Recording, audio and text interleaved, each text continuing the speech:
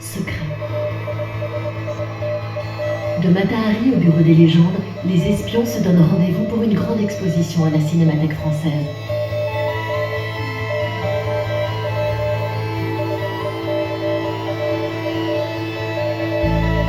Exposition Top Secret, espionnage et cinéma à la Cinémathèque française.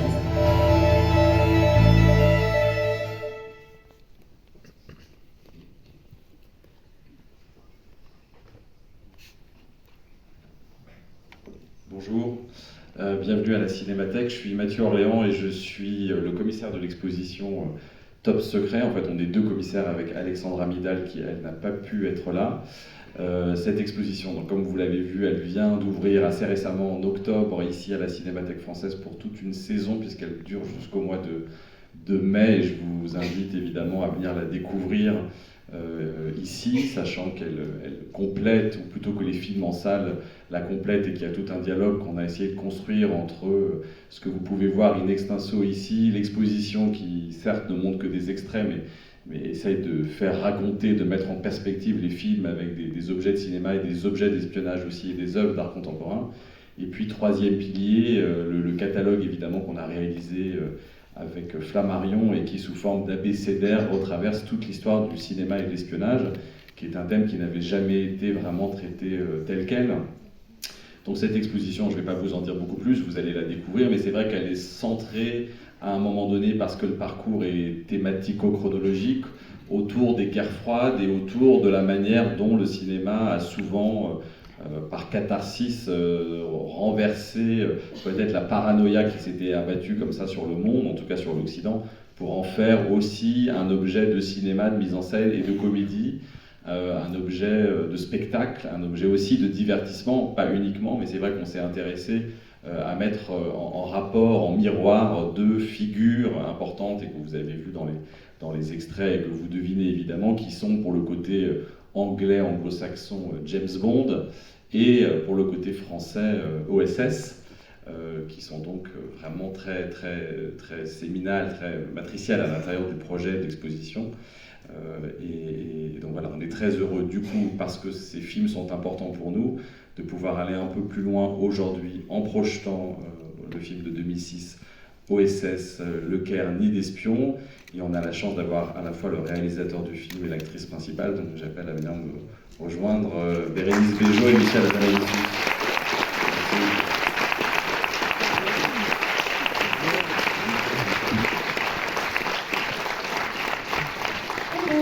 Bonjour.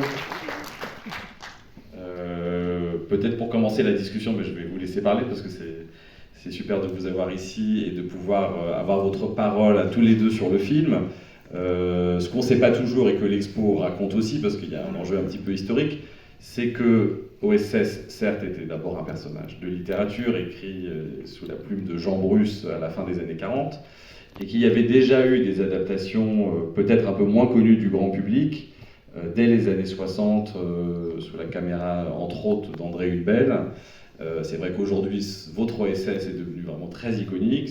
Jean Dujardin qui l'incarne. Peut-être ceux des années 60 l'étaient un petit peu moins. Est-ce que vous pouvez peut-être nous raconter, du coup, comment est née pour vous l'idée de votre second long métrage autour d'OSS? Est-ce que vous aviez connaissance de ces romans et de ces films qui ont précédé et qui avaient été un petit peu disparus des radars avec le temps? Donc bonjour, merci d'être venu. Oui, en fait, donc moi je suis de 1967, donc dans plein de maisons de campagne, chez les grands-parents, il y avait toujours un OSS qui traînait, qui avait dû être acheté à la gare, je sais pas, enfin il y avait toujours des OSS 117. Et les films, je les connaissais parce que je pense que c'était les débuts de la 5, ou enfin dès qu'on a commencé à avoir plusieurs chaînes de télé, ils ont commencé à diffuser vraiment n'importe quoi, dont les OSS 117 qui sont hilarants pendant un quart d'heure, et puis après qui sont fatigants parce qu'ils ne savent pas qu'ils sont drôles en fait. Enfin, donc, drôles malgré eux, ouais. Oui, parce que ça a pris tellement un coup de vieux que quand on les regarde d'aujourd'hui, vraiment il y a très très très peu de choses à bouger pour que ce soit comique. Voilà. Donc oui, je connaissais ça. Après, l'idée de refaire un OSS, elle vient des frères Altmeyer, qui étaient producteurs du film. Et donc voilà, donc ils ont confié à Jean-François Alain l'écriture d'un scénario. Et moi, ça m'est arrivé. Moi, j'avais fait un premier film, mais 7 ans avant, qui n'avait absolument pas marché. Donc autant dire que j'étais un clochard quoi, dans le cinéma. Et donc ça m'est arrivé dessus parce que plein de réalisateurs ont refusé de le faire. Et donc voilà. C'est simple que ça. Ça vous a quand même plu et excité de le faire. Ben, comme je vous disais, quand vous êtes clochard et qu'on vous propose du boulot, quoi, et vous trouvez des motifs de vous exciter, ouais. Et toutes les idées un petit peu comme ça de déplacement, effectivement, vous dites que les films sont un peu drôles malgré eux, alors que votre film, il n'est pas drôle malgré lui du tout. Il y a une conscience du gag, de l'humour à plusieurs niveaux. Il n'est pas drôle malgré lui, vous voulez dire que... Les premiers OSS. Non, les premiers, j'ai compris. Voilà. J'ai dit que le vôtre ne l'était pas, justement, et qu'il y avait une conscience, au contraire. Non, mais parce que vous pouvez dire, il n'est pas drôle, malgré lui, sous-entendu, il voulait être drôle, mais désolé, il n'est pas drôle. Mais vous voulez dire, il n'est pas drôle malgré lui. Voilà.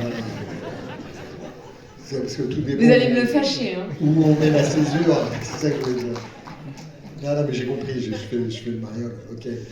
Oui, non, c'est quelque chose que vous avez aussi apporté au scénario. Le scénario était déjà très structuré et fini quand vous êtes arrivé. Elle était déjà très raciste, surtout.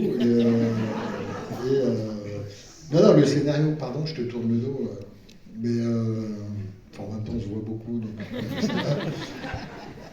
le scénario, moi je le trouvais très marrant, mais il était, disons, un peu casse-gueule, quoi. Parce que c'est vrai que faire des blagues sur les Arabes, les musulmans, les Juifs, les femmes, bon, les poulets, les poulets.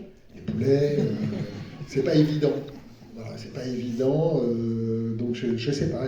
Après, moi j'ai réécrit justement pour le mettre exemple du type de réécriture que j'ai faite, c'est que OSS 117, pour ceux qui ne le savent pas, c'était les services secrets américains, OSS.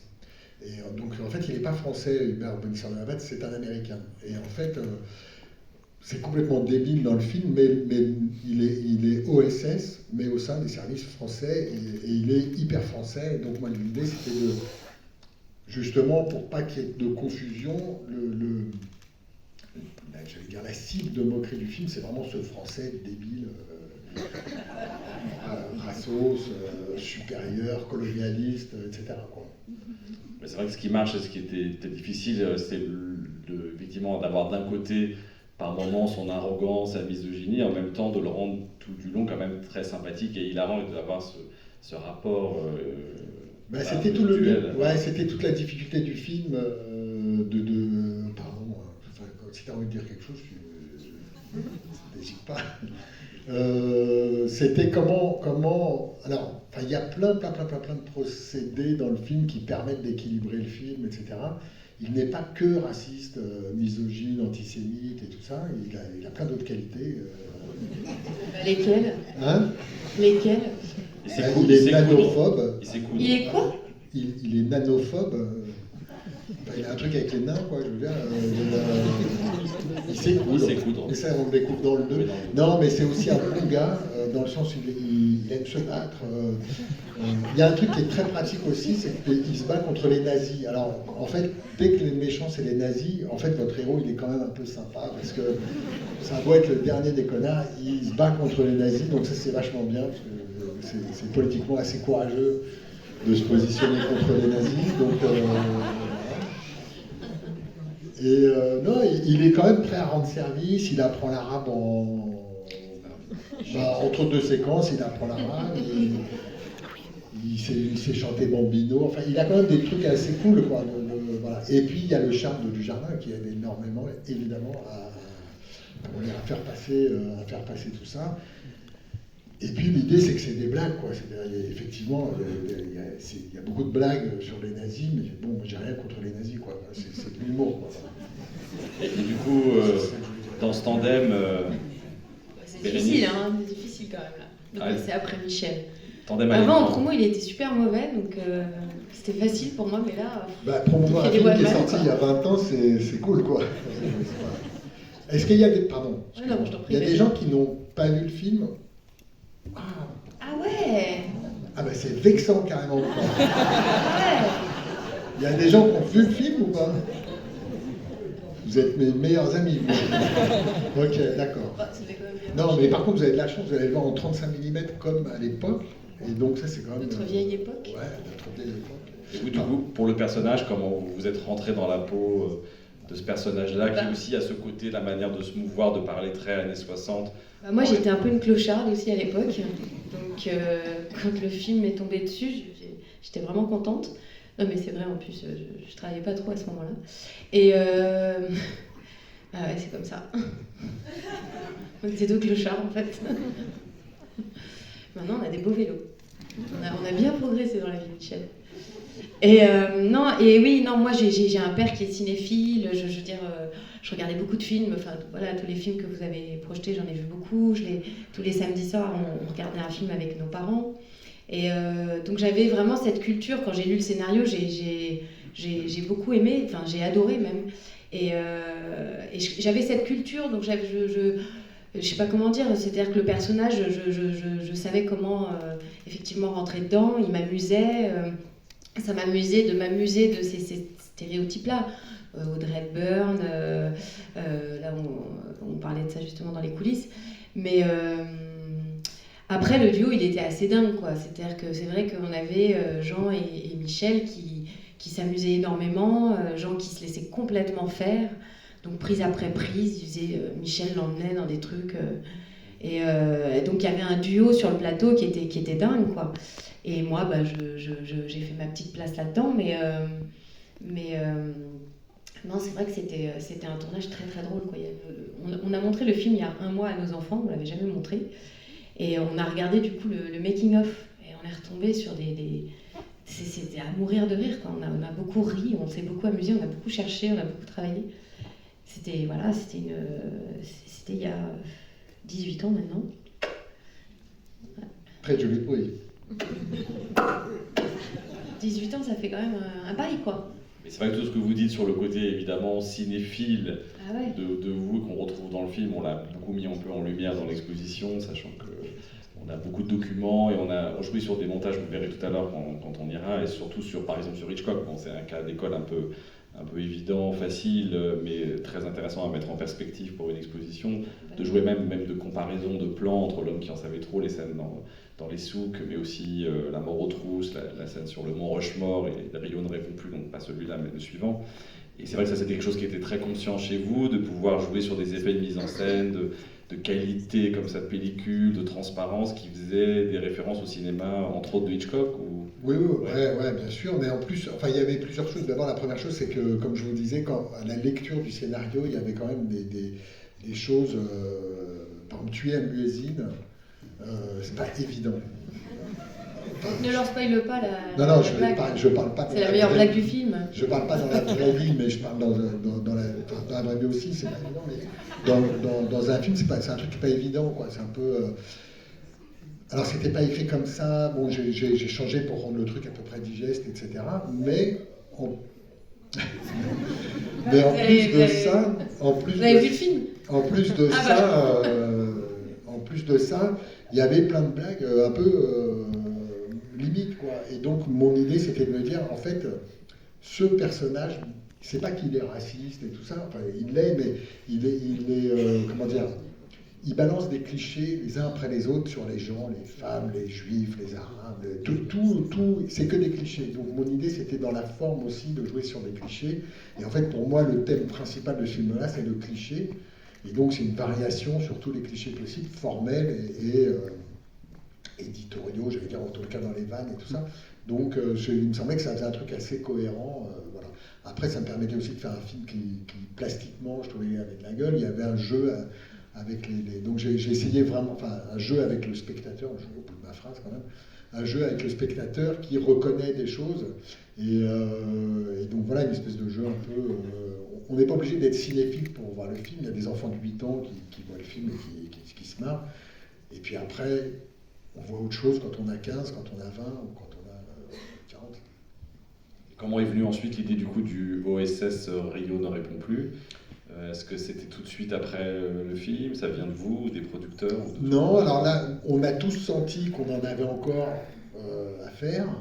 Donc c'était un peu un truc pendant le plateau, enfin sur le plateau du 1, on savait qu'il y avait... C'est des personnages, si vous voulez, qui se prêtent très bien à la série, quoi. Parce qu'en fait, ils n'évoluent pas, c'est un peu toujours les mêmes. Il leur arrive des aventures, mais ça ne les transforme pas, donc c'est des personnages de série très bien. En gros, celui-là, il est vraiment plutôt sur les Arabes, donc moi je dis, bon, il en faut quand même sur les Juifs, c'est un peu normal, puisque, soi-disant, non, moi je suis juif, donc c'est pour ça que je me marre, donc vu qu'on est censé avoir vachement d'humour, les Juifs, c'était, voilà, les Arabes, ils se sont laissés faire, ils n'ont rien dit, donc on a fait sur les Juifs, on s'est marré, il y avait de quoi faire, quoi. Pas très clair ce que je vous ai dit, mais en gros... Pour ceux qui n'ont pas vu, c'est vrai que Rio ne répond plus, donne pas tout de suite l'idée, mais effectivement, il croise sur sa route une bande d'agents du Mossad à Rio, voilà. Effectivement, avec lesquels la c'était normal qu'ils soient aussi antisémites que anti-arabes, quoi. C'était normal. Le personnage, tu veux dire? Oui. Non, et c'est marrant parce que c'est marrant, c'était pas marrant, mais on l'a tourné en 2005 et c'était au moment de la grippe aviaire, donc c'était les poulets, ouais. Et le moment des caricatures de Mahomet. Tu te souviens? Et tout le monde nous demandait, mais vous avez pas peur? De la grippe aviaire? Non, mais déjà les questions se posaient par rapport. Ouais. Non, mais c'est vrai que pendant le montage. Est-ce que tu peux rire de tout, quoi? Ouais, mais sur la grippe aviaire, c'était moins grave quand même, parce qu'il y a assez peu. Il y a quand même beaucoup de poulets qui sont morts. Oui, mais il y a assez peu de poulets qui envoient des fatwas quand même. Donc,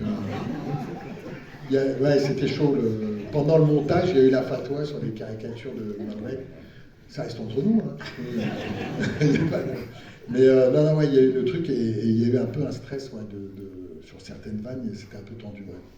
Et sur d'autres, vous n'aviez pas peur sur le côté, l'humour sur la colonisation, décolonisation Non, moi j'avais l'impression que le film était quand même très... Enfin, le film est très clair, quoi, comme je vous disais tout à l'heure. C'est-à-dire que, par exemple, il y a un truc, j'ai vraiment aussi rééquilibré, j'ai essayé la réécriture, qu'il n'ait pas une obsession sur un groupe, quoi, mais il a la même bêtise avec les Arabes, les musulmans, les Juifs, les femmes, les personnes de petite taille, les homosexuels, je crois aussi, tu as dû mettre quelque chose, non? Sans doute, oui, sans doute. Et vis-à-vis des Français eux-mêmes, je veux dire, par rapport à sa propre hiérarchie à Paris, où les gens... lui, il a un respect... Non, lui, il a un respect total de la France. Mais nous, la manière dont on montre, évidemment, c'est lui qui est ridicule. Après, en essayant toujours qu'il y ait... à chaque fois qu'il dit une connerie, il se reprend quand même toujours systématiquement... Je le reprends. Oui, il se reprend par le film, je veux dire. Oui. Le film le remet toujours à sa place, quoi. Le film est assez clair. C'est pas un film raciste, faut pas... Voilà. Enfin, j'espère... Ceci n'est pas un film raciste, c'est bien. Une bonne promo. Enfin, il n'est pas que raciste, quoi. De toute façon, ce côté exotique, le rapport à l'ailleurs, à l'étranger, on le retrouve dans tous les James Bond, les OSS, enfin tous les héros de cette période. Il y a souvent ce goût, effectivement, un peu parfois avec le temps, un peu étrange, douteux, de se plonger dans des atmosphères de... Non, mais affreux. L'homme qui en savait trop, il y a une scène où ils vont déjeuner dans un restaurant marocain, oui. Et ils doivent manger avec les doigts, ils en font tout un truc, oui. Et ils ricanent, enfin, je veux dire, c'est hyper gênant, honnêtement. De toute façon, les films de cette époque-là, James Bond, il rentre dans un ascenseur, il y a une jolie fille, au 2e étage, il l'a plaquée contre le mur, et il l'embrasse, si elle ne se laisse pas faire, il la cogne, enfin, ils sont quand même, aujourd'hui, il y a des trucs qui sont compliqués à regarder, quoi. Ouais. Écoutez, si vous avez rien à ajouter, on va peut-être lancer la séance et le film. Pourquoi vous n'avez pas fait le 3e? Et vous, pourquoi vous ne l'avez pas fait?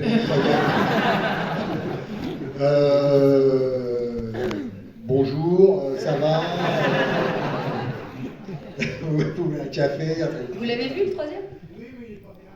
Bah voilà. C'est pour ça que je ne l'ai pas fait, figurez-vous. Non, je ne l'ai pas fait pour des raisons... La vie sépare ceux qui s'aiment, vous savez. Donc, non, je sais pas. En fait, ils m'ont envoyé le scénario. Ils étaient un peu obligés de le faire. Mais ils m'ont envoyé, ils l'ont ils ont fait écrire le scénario, et j'étais pas au courant. Ça faisait longtemps qu'ils voulaient faire le film, les frères Meyer, le producteur, et moi je disais, bah oui, moi mais il faut avoir la bonne idée, quoi. Faut faire un bon film. Et en fait, et quand ils m'ont envoyé le scénario, je trouvais que c'était pas bien, et voilà, j'étais sur autre chose, ils voulaient absolument le faire, j'ai dit, voilà, ils l'ont fait, et voilà. Je vous en prie. Merci Merci à vous, bonne projection.